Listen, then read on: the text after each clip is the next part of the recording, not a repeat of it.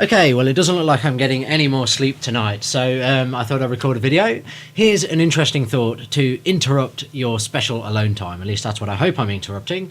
If qualia, that is, everything that we see, hear, feel, touch, think, believe, at every level of our conscious identity, if qualia are a product, if qualia arise from the motion and positions of atoms, i.e. of various configurations of the brain, then let's ask, how many configurations are there? How many perceptions can you have? Our brain does not contain infinite neurons, it does not contain infinite connections or infinite atoms. So how many possible patterns of activity are there that our brain can generate? How many configurations, or at least qualia producing configurations, can our brain get into? Let's take, we could say dreams, mystical experiences, day-to-day emotions. These are all things that are possible because they seem to be part of some range of possible configurations of brain stuff. A range that is not bound only to reality, but which instead can also generate and extrapolate additional levels of experience. So hi, it's Gaz from Access Money, and here we go again with how to build neurons with Voodoo. Let's begin with a simple metaphor. One way to imagine the number of configurations, conceptually to begin with, of the qualia producing parts of the brain, is to equate it to, say, a Rubik's Cube. There are 43 quintillion possible permutations of a 3x3 Rubik's Cube. If each one corresponded to, say, a specific conscious state, or rather, let's say, that each one corresponded to the conscious experience of a single frame of some movie. Every individual configuration of the Rubik's Cube, if our Rubik's Cube was a qualia generator, each single configuration produces one movie screen, one frame of a movie, then this would be enough for about 230 trillion movies. Okay, if each configuration was one frame represented in consciousness, this is a 3x3 cube. The brain has, it's been said that it has more connections than atoms in the universe. I think this is probably an over-exaggeration, but it seems to be definitely in the hundreds and hundreds of trillions. It's more than 3x3 anyway. Now, if you watched the first video, and don't worry if you didn't, you saw this, the Necker cube. We said then that the two different perceptions you could have of this cube, the two different cubes you could perceive, must be produced by two different configurations of the brain. When that shift occurs, something physical must have occurred in the brain that gives rise to that change. We said it was like comparing a Lego castle to a Lego Michael Jackson, different configurations of the same fundamental pieces, atoms and so on. And these different configurations produce specific qualia, and I want to focus on that word specific. Just as, say, specific electrical patterns in your computer monitor circuitry must produce specific images, so it must kind of be with the brain, with qualia.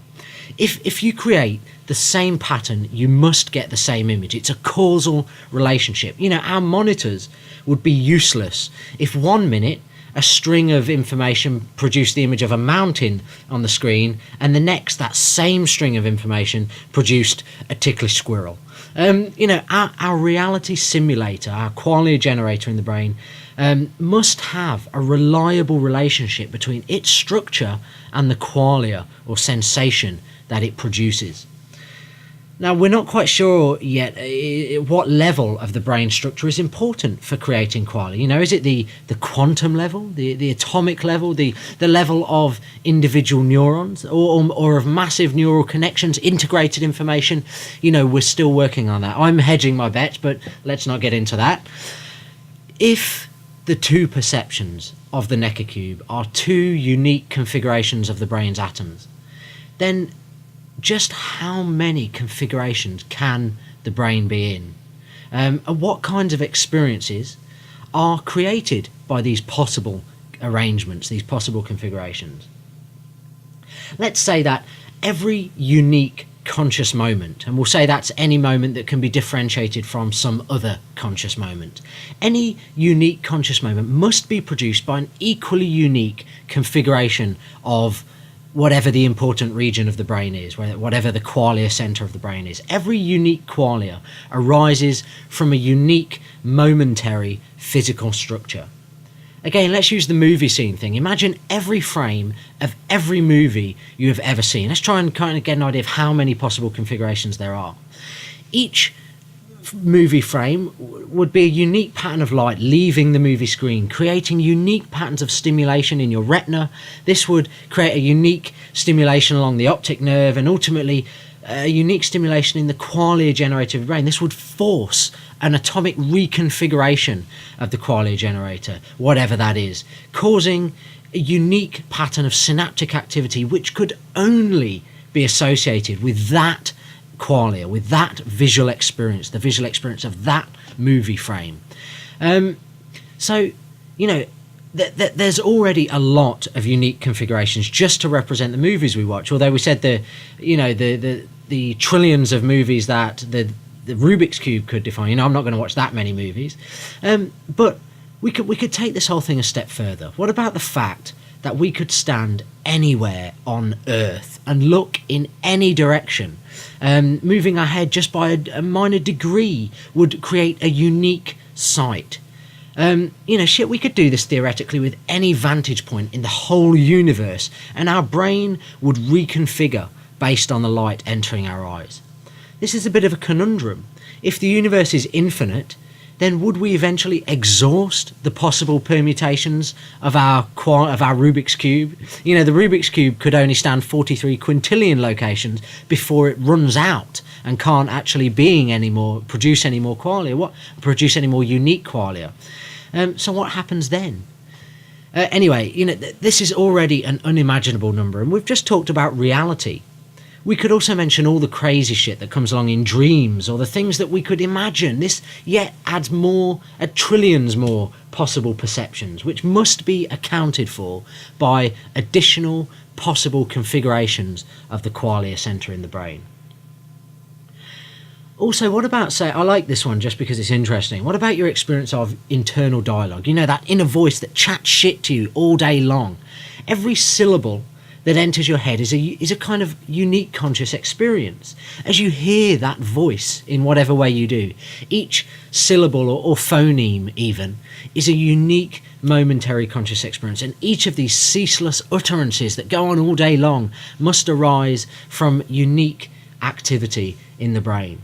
So our experience is in constant flux. The Lego bits are always moving around. I like to imagine like an Alka-Seltzer being dropped in a glass of water. Our brain chemistry is constantly exploding, fizzing, creating qualia.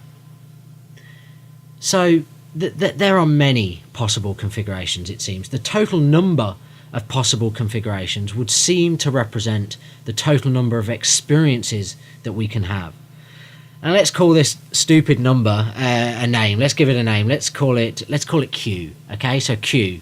Q is unfathomably big. We've said that already. I'm not even going to guess how big it is, but we do know that we could make Q bigger or smaller. No matter how big it is, we can make it bigger or smaller. Our perception is dependent on the physical brain. If we damage the brain in regions associated with perception, we reduce the number of conscious experiences we can have. We reduce the qualia that our brain can generate. We make Q smaller. A chromatopsics, for example, cannot perceive, dream, or imagine colour. You know, their eyes are fine. Their eyes can receive colour information. Even their unconscious can kind of process some colour information, but their qualia centre does not produce the conscious experience of colour. And because that area is damaged. Echinotopsics cannot consciously perceive motion, even though their unconscious can still track motion, and perhaps they could catch a ball, even though they see the world without motion in their conscious qualia. Prosopagnosics cannot experience recognising faces, even though their unconscious can respond to familiar faces. They don't have the conscious experience of recognising faces, whatever that is to you, if you think about that. The list of perceptive disorders is long and truly fascinating, if not somewhat, devastatingly tragic. But what we're talking about is the reduction of Q, making Q smaller. We can also make Q bigger. If we learn things such as, say, music, parts of our brain grow, like adding, squeezing in more Lego bricks, meaning we have an increase in the richness of our experience. It's been said that a person who has studied music literally has a richer experience than the rest of us. This goes for kind of wine tasting, or I think there's some interesting stuff about taxi drivers in London. And as we'll see in a moment, this kind of also goes, we can see this increase in Q along the evolutionary chain as we increase part and add to the brain. So how big is Q? I don't fucking know, but it seems to be proportional to, I'm going to say, our biological complexity. And I'll use that phrase loosely. I'll perhaps put a note on the screen. We kind of know this intuitively, that it's proportional to biological complexity. We know this intuitively in that we're all willing to swat a fly, for example, unless you're, say, a Jainist, but probably not so much to swat a cat. Okay, and this is because we know, even if only at an intuitive level, that the fly, with its mere 20,000 neurons or whatever, is simply not privy to the depth and range of experiences, such as the suffering of being swatted, that a cat is. As we move from the fly to the cat along the range of slightly more complex nervous systems that lie in between, we know that the capacity to experience deeper levels of suffering increases, Q increases, and we afford greater compassion in proportion with this, just intuitively. That's pretty good. Just a quick thought relating to earlier then, the difference between the shallow suffering of a fly and the deep suffering of a cat seems to be a movement along the same kind of a scale as the shallow experience of music some of us may have compared to the deeper experience that a highly musically trained person may have. This is a scale based on biological complexity of increasing Q. It's actually a troubling thought that my experience of music compared to, say, Mozart might be as the fly to the cat in some sense. But, that's speculation. Now, clearly, we're never going to experience every possible configuration of our brain's qualia center. We'll barely ever scratch the surface. But we can sidestep all of this. We can get to a more interesting question. We can say, okay, so what can we perceive? What's the interesting stuff? What can our qualia generators produce? What is this thing capable of? We could think about the matrix here, programming what this qualia generator produces. But we're not just talking about the visual senses or the sights and sounds like it was in the matrix. We're talking about the whole thing. Sight, sounds, as well as likes, dislikes, beliefs, emotions, thoughts. These are all generated by the brain, by the same thing. The matrix only really programmed the sensory qualia. It was kind of superficial. One way to get an idea for what this thing can do is to ask around, to look at the reported experiences of mankind throughout history. People love to share their experiences, the qualia that they have encountered. Descriptions of our own experience is still how researchers find out about qualia. They put people in situations, then ask them what they're experiencing. This is a valid way of finding out about what the qualia the human brain can produce. People have lots of experiences. People have experienced, I suppose, all the normal things, day-to-day life, various common emotions, identities and belief systems and so on, and likes and dislikes, like we keep saying. But also people have experienced very, very strange things. In addition to the perceptive disorders that we mentioned earlier that arise typically from brain damage, some people have had strange qualia just from activating certain strange parts of the brain or getting the brain in weird states. States such as, say, I don't know, being possessed. People have had that experience, that believing that they were literally possessed, or of conversation with God, or of leaving their body and floating around. People have experienced being followed by secret agents or aliens, even when there were none. We've got states of mystical transcendence, seeing ghosts, and so on. This is just something that I find interesting, regardless, and I'm a skeptical atheist, I should point out, regardless of whether ghosts or gods or secret agents really do exist, it seems that our qualia generator is capable of projecting them into our experience as though they exist, if only we can shuffle it into the right configuration. Now, the visual portion of these experiences is an hallucination, perhaps nothing more than a bit of fun, a bit of eye candy. This is like the Matrix, superficial. But there are deeper levels of experience associated with some of these things, so much so that people actively seek these experiences for the deeper levels that they might provide them with, such as, say, states of creativity, enlightenment, catharsis, deep well-being, abstract thought, the zone of high performance, states of, say, suggestibility leading to placebo healing. Say, we could say that some states aid in problem solving, understanding, acceptance, or emotional release. There is a qualia associated with each of these states, and it'd be very interesting to know if we can force our qualia generator towards these kind of states. So there is a broad range of possible experiences that this thing can generate, over and above just measuring physical reality like a machine. It can create very abstract things. Finally then, let us imagine a circle within which represents every possible configuration of your qualia center. Every point within the boundary of this circle is a possible configuration and therefore a possible experience. Within this circle is contained every potential height, every potential depth, every possible emotion, belief, and every combination of all of the above.